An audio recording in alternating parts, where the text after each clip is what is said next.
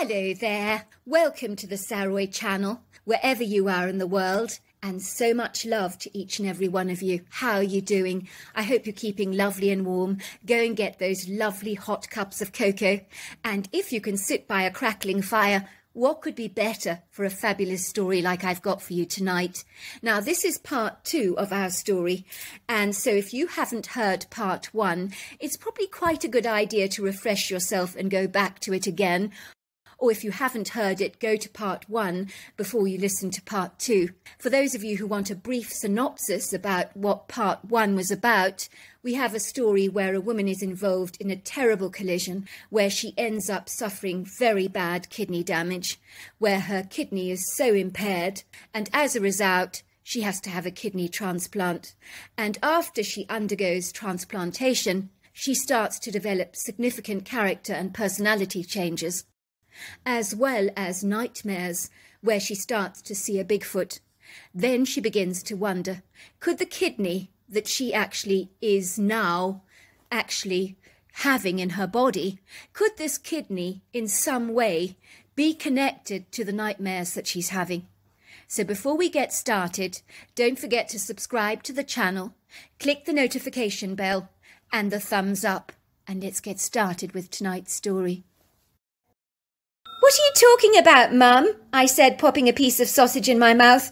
"Stop speaking in riddles, will you? You're confusing me. What on earth are you trying to say?" "Well, for a start," said my mother, pointing at the sausage I was eating, "if you do remember, before your accident, you couldn't abide eating meat. You were a staunch vegetarian. But since your kidney transplant, you've been craving meat all of a sudden.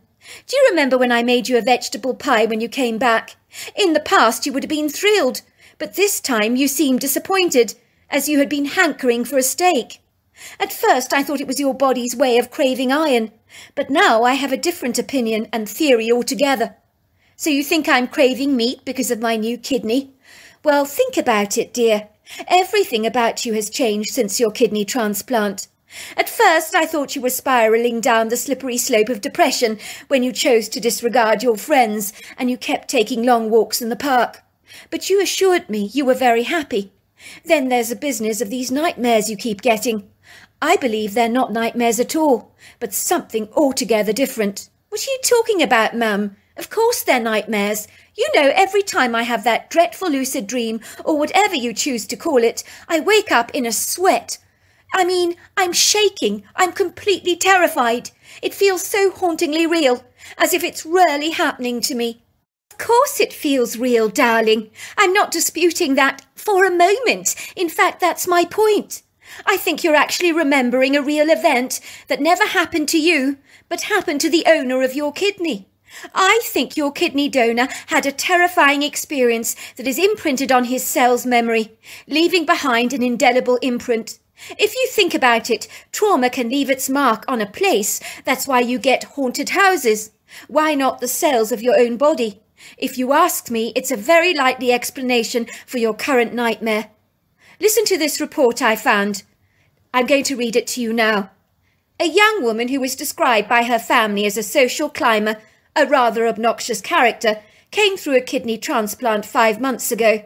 Even after the operation, it was discovered the lady had undergone significant character changes.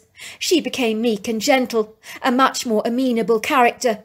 When she returned home, she was mortified to discover she had acquired so many material possessions, which she immediately gave away to family and friends.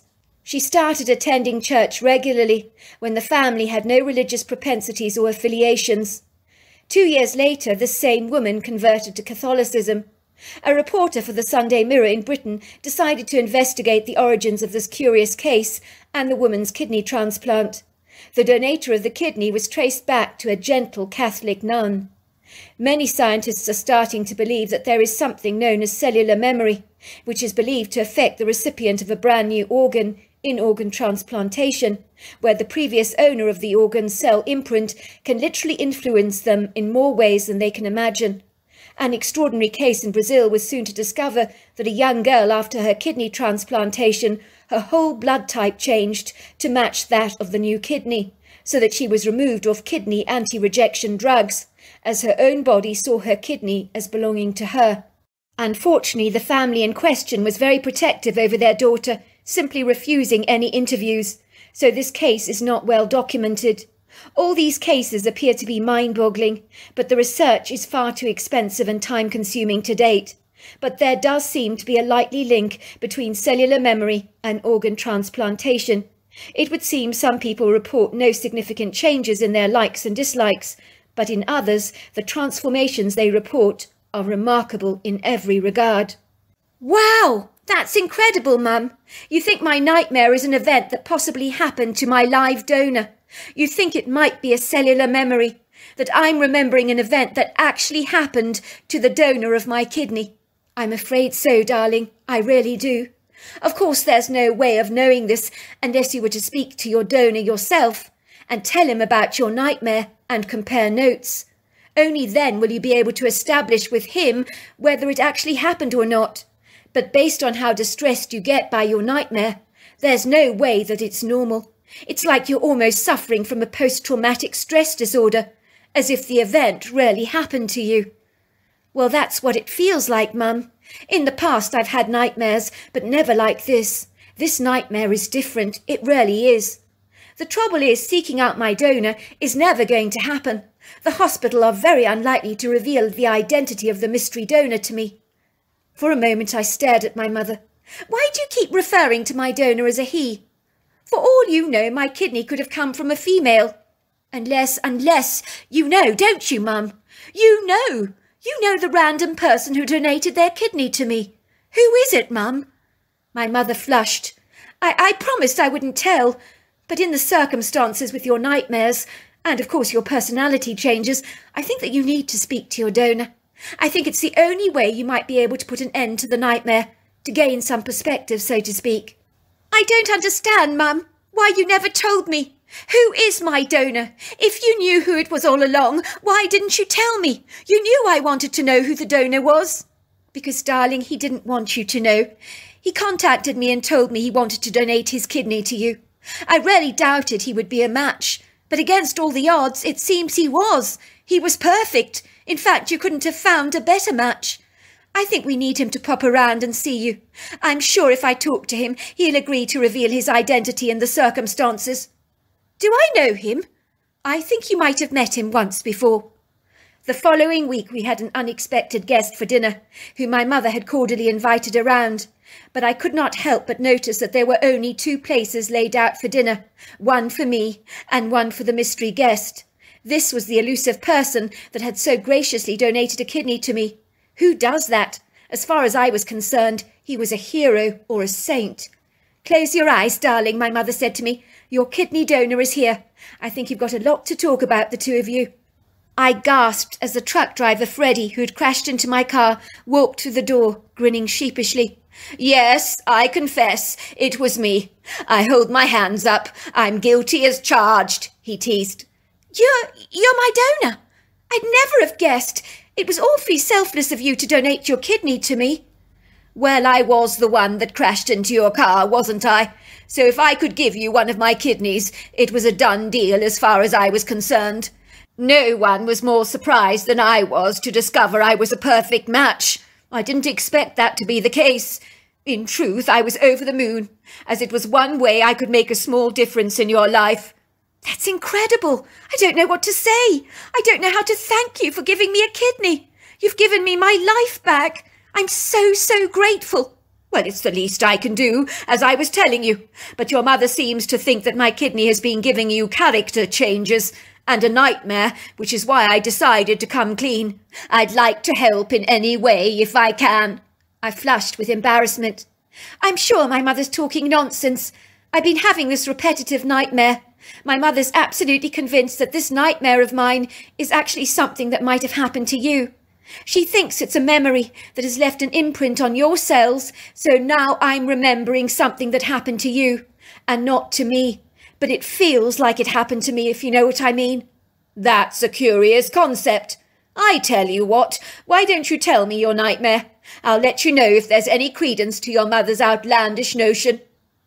As I proceeded to tell Freddie my story, the colour drained from his face. It was then that I knew my dream was in fact a real event, something so traumatic that the memory had been imprinted on Freddie's own cells. I received his kidney. I was able to relive a memory that was not my own and appreciate the very real fear that Freddie experienced, that was so traumatic that it is imprinted on every cell of his body, like a tape recording, and transferred to me. Freddie's story. As Sheila began to tell me her lucid nightmare, I soon realised she was telling me my own story, an event that actually happened in my own life. There was no way she could have possibly known about my secret. This was something I had no intention of ever sharing with anyone.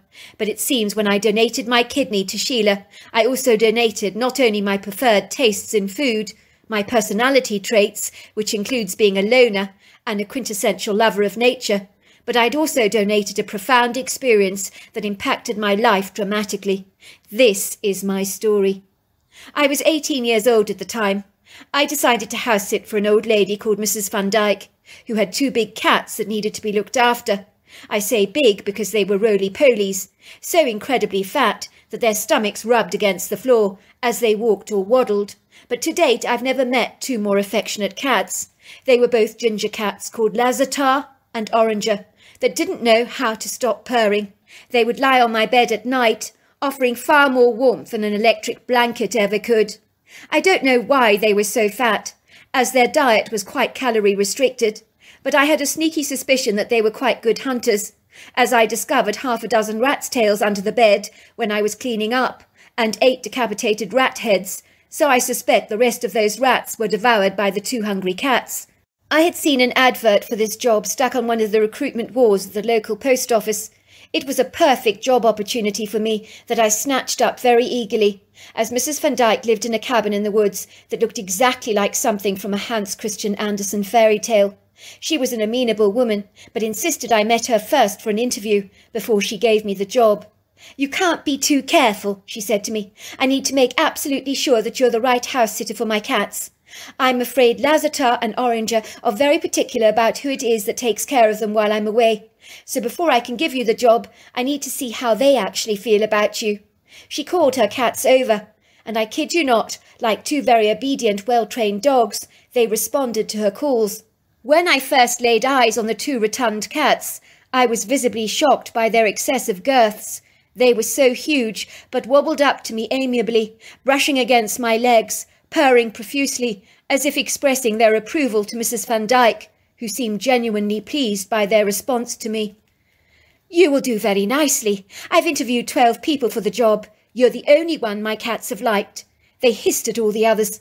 "I go away twice a year to visit my sister who lives in England, so I almost always need someone to man the fort for me while I'm abroad. Why is it, young man, that you want this job? I must ask you this, as my cabin is very remote. What is the interest in this place for a young man like yourself? Indeed, most of the people that applied for this job were early retirement age, but you're still a youngster. Should you not be parting it up with your friends, having a wild time in Charleston?" "That's not really my thing, ma'am. I'm not a social bunny. I enjoy my own company, you see," I told her sincerely. "I'm a bit of a loner, never really been a people's person. I've always preferred animals. I love nature. Growing up, half the time I would sleep out in a tent in the backyard. My father, who's a lorry driver, encouraged my free spirit, as he was always like me when he was my age." "In truth, you sound like a man after my own heart, which I'm jolly glad about. Why do you think I live out here in the sticks? I just love my own privacy. Like a lone wolf or a hermit, you could say. I've always been like that. I also love the natural world, but I feel I need to warn you that out in the woods at night there can be things that you would do well to avoid or circumvent if you like. I've lived in this cabin for over 25 years, and I've seen and heard ambiguous cryptid things that are unfathomable and inscrutable." "Like what?" I asked curiously. "Like light orbs dancing through the woods. Some of them are blue, others yellows and whites. I've even seen shadow beings slipping in and out of the trees. I've heard disembodied screams and strange howls." She looked apprehensive for a moment. "I hope I'm not putting you off, dear, because I really do need someone to look after my cats. But the last person who stayed at my cabin abandoned them." Naturally, I was completely devastated. I returned home to find that they'd been left to their own devices. But bless their cotton socks, they managed to take care of themselves. You know, cats can be resourceful, should the need arise. And these two, they're fine hunters. Even so, I can't abide someone abandoning my precious babies like that. I guess what I'm trying to say is that if you're going to stay here, you're going to need nerves of steel. If the dark frightens you, this is not a place you would find congenial for you. It can be spooky in the woods at night, and especially when there are no street lights. Being in the middle of nowhere, a place like this can be more than a little intimidating, shall we say. Mrs. Van Dyke, I hope this is not out of term, but why did the young man desert his post? Was he frightened off by the light orbs, by any chance? No, it wasn't that. He claimed that an abominable snowman had chased him out of the woods in the middle of the night. In fact, he described it as a humongous demon with blazing red eyes that he was certain wanted him dead. I had warned him not to go into the woods at night. Would he listen? No, of course not. That's just too much to ask. You tell someone not to do something, and then they're seized with an inclination and a desperate desire to do the very thing that you tell them that they should not do. Why do people never listen? If he had listened to me, this would never have happened in the first place.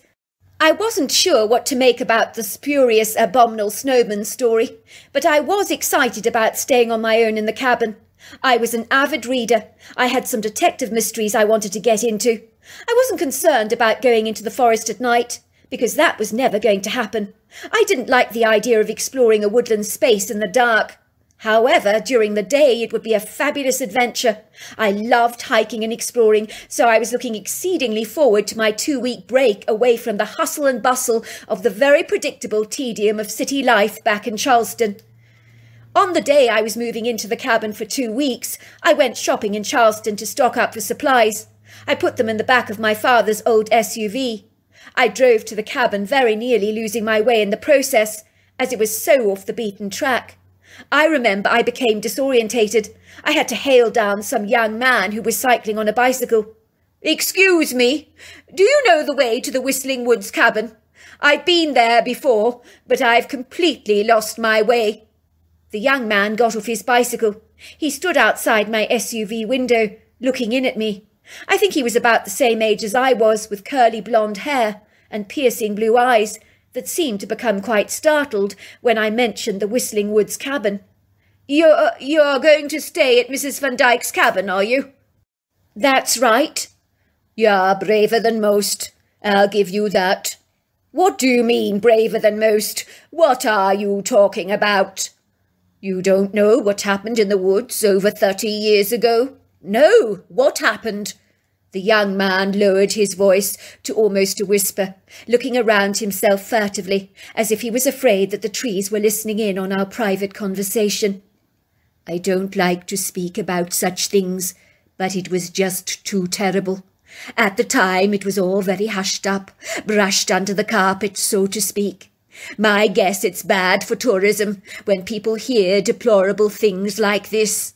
I gather it was 2 German tourists. They were taking a hiking trail in the woods.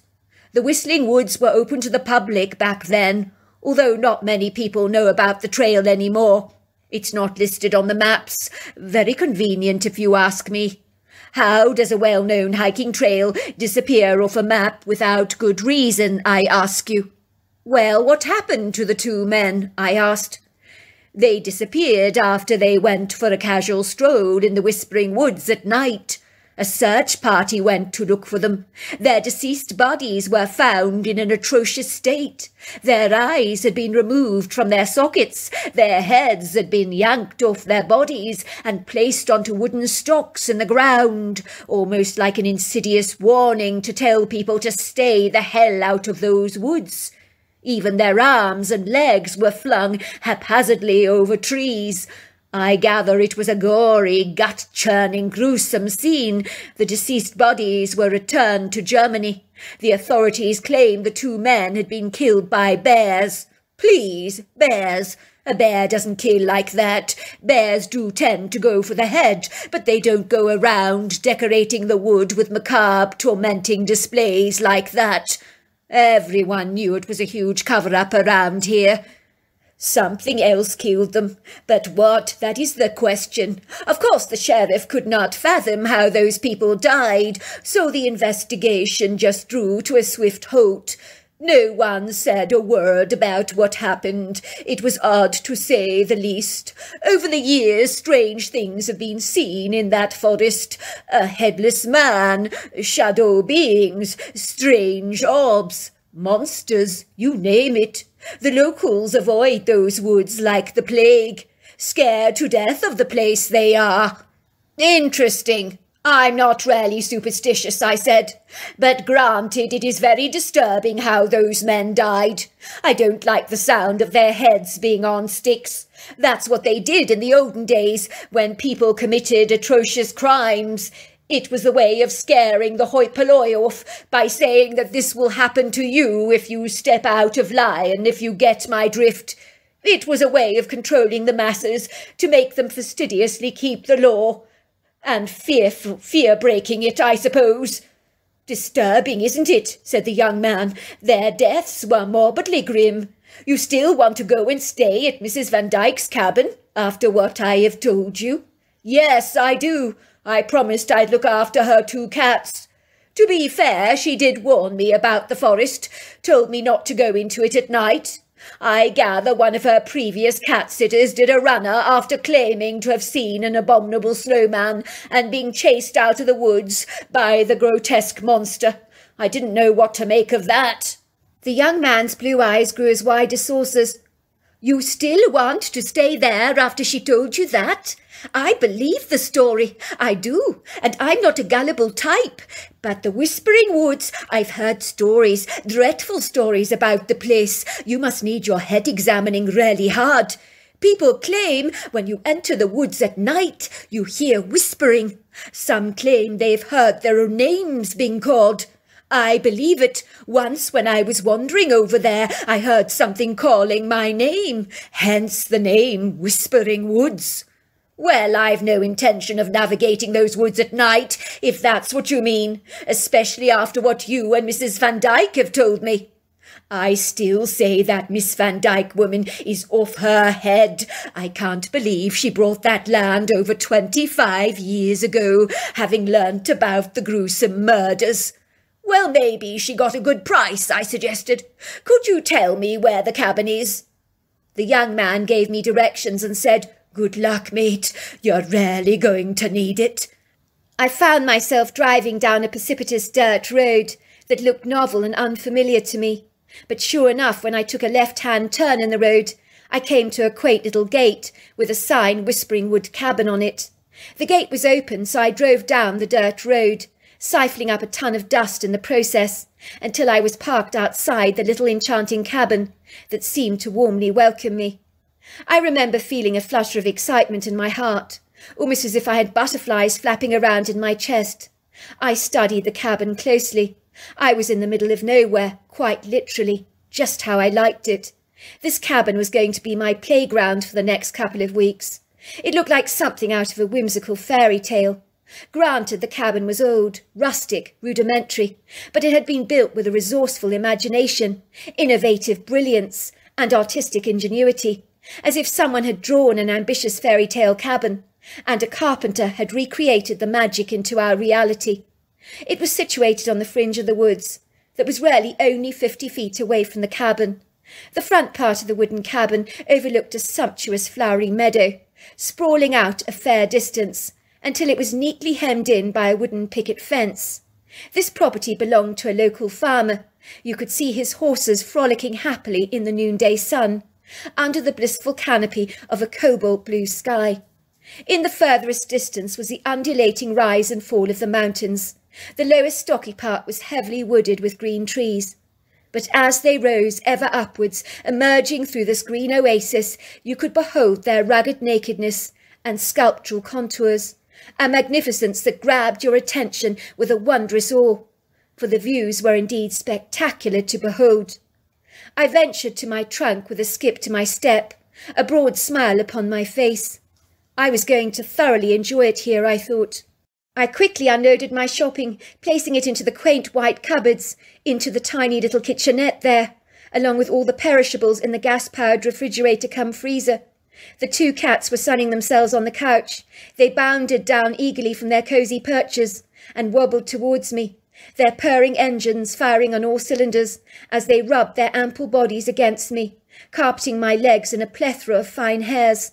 Luckily I didn't suffer from asthma, or I would have certainly been in trouble.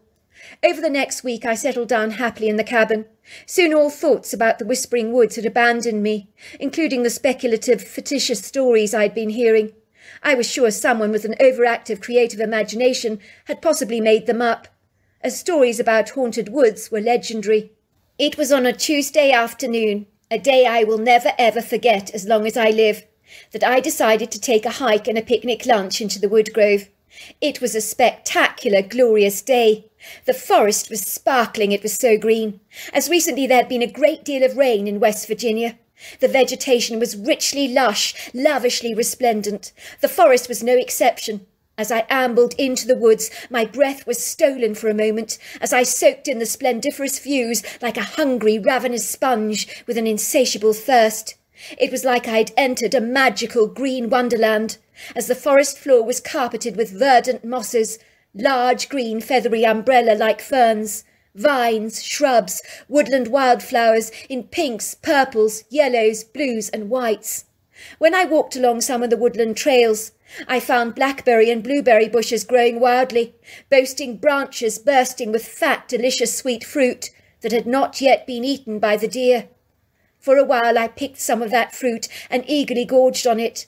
Why did it taste so spectacular, so much better than the berries you buy in the supermarkets? I cautiously climbed up the precipitous incline. I noticed that there was a plethora of different tree species, a fabulous mix of sugar maples, beeches, yellow birches, black cherries, hemlocks, ashes and oaks, all tall, majestic and reasonably mature. I marvelled at how the sunlight twinkled through the branches, bespeckling the forest floor in flattering infusions of light that would have made a lighting engineer fully satisfied with such a beguiling result. The bird's song filtered through the valley. I became lost in my swirling thoughts. My hunger eluded and evaded me. I completely forgot about eating lunch. That was when I realised it was getting dark. I needed to be getting back soon. I did hasten my speed, due to all the obsequious rumours and lamentable speculation I had heard about the Whistling Woods at night. I glanced briefly at my watch. Goodness gracious me, it was 6:30 already. To this day I've never known a day to swallow or devour the time so quickly, like a ravenous orca. One minute the forest was light, the next it was dark. The bird song vanished, but the crickets and frogs were on mute, for they refused to serenade the night. I glanced around me, having lost all sense of my bearings. I felt confused, disorientated, not entirely sure which way I'd actually come. I opened my rucksack and put on a headlamp, something I always took out on hiking trips, just as a precautionary measure. But even with the light of my lamp, everything looked unfamiliar, strange, out of place, almost as if the woodgrove had been rearranged, for I didn't recognise anything at all. I could feel the panic rising up in me. The nauseous taste of bile could be discerned on my tongue. I could hear Mrs. Van Dyke's voice warning me not to go into the forest at night, and the young blonde-haired man that had cautioned me about the Whistling Woods. I could hear his words in my mind. They seemed so haunting. "I have to say, you're a braver man than most," he'd said to me. "Get a grip," I told myself. "For goodness sake, hold it together, Freddie. This is just a forest, and that's all there is to it. None of those stories are true. They're just legends or rumours. If you focus on fairy tales, you'll lose all sense of your perspective." I tried to believe my words, but they fell on deaf ears. The woodgrove seemed hauntingly inauspicious, bodeful, unfavourable. A ghastly smell of death and decay hung in the forest, overtaking the pretty smells of pine and wild flowers. What was that hideous smell, I wondered? Was something deceased lying in the woods, rotting away? But why had I not encountered the smell earlier? It seemed to come in waves. One moment the smell was very pronounced. Then it mysteriously disappeared. I could feel that I was not alone. Something was watching me. I stood very still. I surveyed my surroundings, but everything was unnervingly quiet. It wasn't natural. For there to be no sounds, something was seriously off-kilter. Should not the crickets and frogs be making an appearance tonight? It would seem every night I had heard them from the cabin without fail. But now there was nothing, not even the hoot of an owl or the long-distant call of a coyote. Silence has an inauspicious sound of its own, for the emptiness of nature's audible vibrations makes you aware that you are conspicuously alone. It makes you ever heedful of your defenceless disposition, your powerless vulnerability. For without the sounds in the forest, it is as if everything is stripped naked and bare. Ostensibly, most usually, the forest and her sounds are unanimously made one.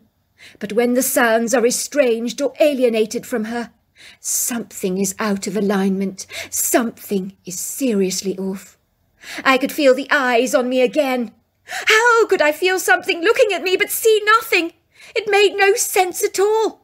I needed to study my environment more closely. Something was out there, looming in the dark shadows. Something dangerous, something foreboding, something portentous, something evil. That was when I noticed a tree trunk moving. But the trees in the forest were still, for not even a wind was blowing at this moment. For even the wind had taken a brief respite, to exacerbate the quietness of this airy moment in time that sent shivers of impending dread darting down my spine like singular electric shocks. This tree trunk was now stationary, but I was certain that only moments before it had moved. Had my eyes deceived me? Was it a trick of the light? Oh my goodness, the tree trunk has eyes, I thought. I could see a red eye blinking at me. It opened and closed its lashes, shut its lids. My blood went cold, my hair stood up on end, my breath was confiscated briefly by my shock. I saw the red eye blink again, and then the still form began to move surreptitiously towards me. At first his movements were deliberately slow, graceful, imposing, no real immediate threat. Then there he was, standing before me, only 3 feet away. I could feel his vaporous, stinking breath on me. In the darkness of the early evening, with my headlamp on my head, the soft shadows of silvery moonlight danced through the trees. Everything was hauntingly surreal, as my eyes tried to adjust to the light, as they consumed what I was seeing with an apprehensive appreciation. The creature had a very distinctive, large, pyramid-shaped head, with an ape-like face, overlong arms. He was covered with long, flowing black hair that was as black as coal. His eyes blazed like 2 bright red traffic lights. The next thing I knew, the creature sneezed so loudly that I almost jumped out of my skin. I was so frightened. I could see the thin lips of the creature twitch and lift up ever so slowly. For a moment he looked like he might be smiling at me. But I was wrong, very wrong. The creature began to growl at me.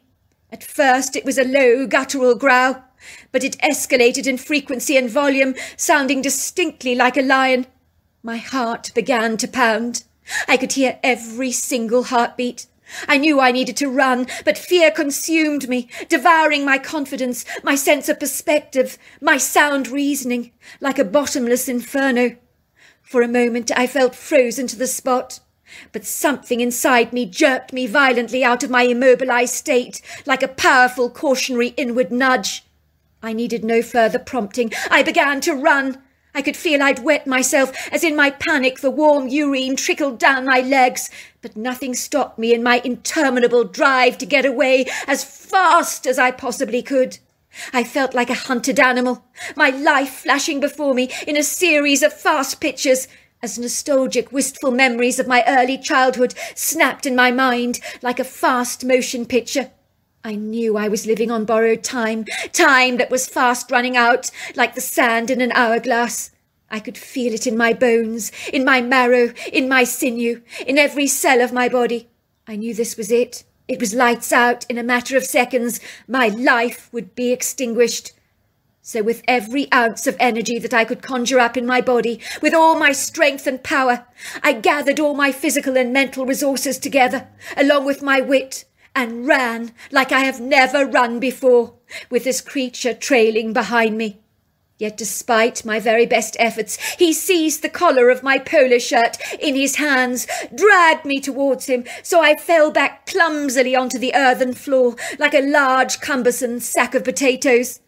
I found myself staring up into furious red eyes that were filled with an incandescent rage. I closed my eyes, surrendering to my fate, but I let out a shrill scream that travelled through the forest like a blaring horn or a siren. The next thing I knew is another Bigfoot came darting through the woods. She was female, with a human-like face. She screamed at the other Bigfoot that had grabbed me by the collar. To my amazement, he stepped away from me. She screamed at him again, staring at him with deep, furious brown eyes that were almost daring him to challenge her. He took a few more steps away. He seemed intimidated by this gutsy female. The female threw me over her shoulders like I was a feather. She glided with me through the woods. She ran like the wind. I physically relaxed. I could smell the creature's hair. She smelt of woodland pine. She smelt of the earth. She smelt of the rain. She smelt of the wild flowers of the valley.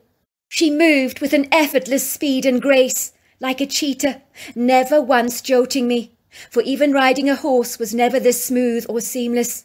Indeed, so swift was she that before I knew it I was standing outside my cabin. How did she know even where I lived? The creature pointed to the woods. I heard her saying in my head, "Don't go there at night. He will kill you. He's very territorial." I looked into the creature's eyes. She was so different to the other Bigfoot in every regard, so human, so compassionate, so kind, like a completely different species. The female stood watching me until I was safely back in the cabin, and then, happy that I was safe and sound, she glided away. I could hardly believe I was alive. The profound gratitude I felt to have come out of such a dangerous situation was monumental. I heard of people having chance encounters with lions and other wild cats before, and by all accounts they've not come out unscathed. I certainly felt like celebrating, for my gratitude of being alive was insatiable. I think the two fat cats used to their diet kibble were surprised to be presented with chicken and fish that evening. I was celebrating my life, and both cats were going to join me in the celebration, and to hell with their waistlines. From thenceforth I decided I was never ever going to go into that wood grove after 1 o'clock in the afternoon, as the rumours of the whispering forest were indeed true. You don't want to be wandering in there at night. It was in the nights that followed I would wake up to hear something walking around my cabin. I glanced out of the cabin window. I would see the female Bigfoot that had rescued me patrolling the area. When she saw me looking at her through the windows, she nodded at me. I realised she was watching over me, like a centurion on guard duty, protecting me from the big male. I made sure every night I put snacks out for her, usually peanut butter and jelly sandwiches, bacon butties, chips, chocolate chip cookies and grapes. She would tap on the window with the plate in her hand and nod, as if she was saying thank you.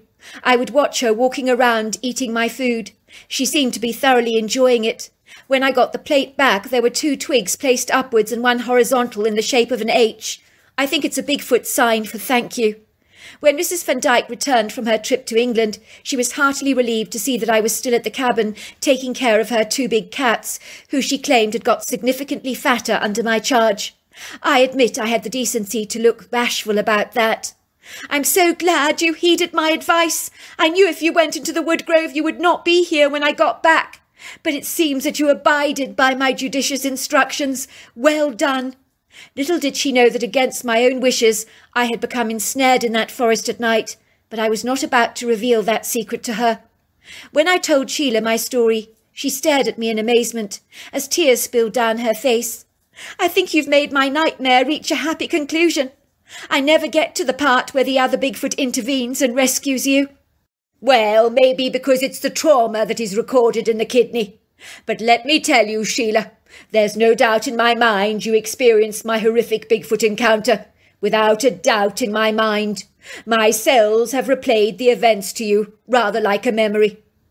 "I think I understand now why haunted houses often carry the signature of a traumatic event. May I ask you, Freddie, what's your favourite food in the entire world?" "That's a strange question for you to ask me." Here, said Sheila, write it down on a piece of paper. I'll write down mine. Then we'll compare notes. Also write down your favourite dessert on a separate piece of paper. Are you being serious? I said. Very well, I'll do it. We both proceeded to write down our favourite dishes. I'm going first, said Sheila proudly. She turned over her paper. It read, creamed spinach, buttered pumpkin, potato chips, sticky spare ribs. I looked at her agog. I turned around my paper. It read exactly the same. I don't understand. I donated a kidney to you, not all the other organs in my body, surely. Turn around your paper for your best dessert, Sheila said. Apple pie and ice cream. Me too. Once again, we had both written down our favourite dessert, and it was a perfect match. Do you know what I would have written down before my kidney transplant? I would have put down margarita pizza, and for pudding it would have been lemon meringue pie. Now I crave meat all the time. Before I received your kidney, I was a proud vegetarian, with not even a teensy-weensy bit of a desire for meat. Wow, well, that is something, isn't it? Another thing is, well, I've become quite solitary. I don't like to party anymore. I'm quite independent. I like my own company, and I adore nature. In a nutshell, I suppose I'm the perfect woman for you. She flushed with embarrassment. Well, only on paper, of course. Only on paper? Well, that's a bit of a pity, isn't it? Sheila looked at me. You feel it too? You feel a stirring between us? I nodded. Even before the kidney transplant, I felt it. Sheila grabbed my hand. Let's go for a walk, she said, looking into my eyes. Has anyone told you, Freddie, that you have a beautiful smile? My heart almost missed a beat as she held her hand in mine. We walked around the park, enjoying the views, finally sitting under the shade of an oak tree. She turned around and kissed me on the lips. And that was that. I'm very glad to tell you, 25 years later, and with another successful kidney transplant behind her, Sheila and I are happily married. So our story is serendipitous, as against all odds we came together in such unlikely circumstances. With her new kidney, she did develop a craving for carrot juice and for chocolate ice cream. So I wouldn't mind hedging a bet that the previous owner of her kidneys hankered after these very foods. So there you are. That's my story. Wow, what an incredible story. Until next time, goodbye and good night, and don't forget to subscribe to the channel if you haven't.